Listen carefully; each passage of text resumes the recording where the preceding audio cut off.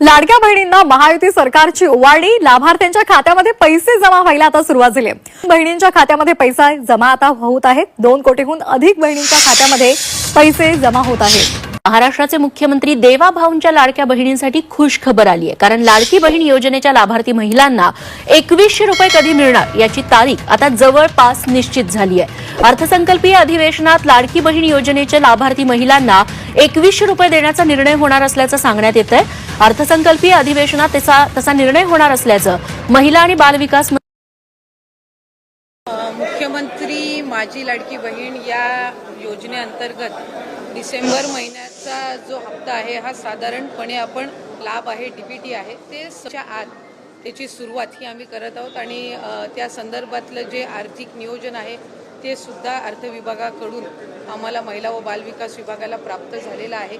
त्याच्यामुळे लाडक्या बहिणींचा जो महिन्याचा लाभ आहे हा साधारणपणे तिच्या आत त्याची वितरणाची सुरुवात होईल आणि 3 ते 4 दिवसाच्या त्या कालावधीमध्ये ज्या महिला लाभार्थी आहेत त्यांच्या खात्यावर तो लाभ जमा होईल।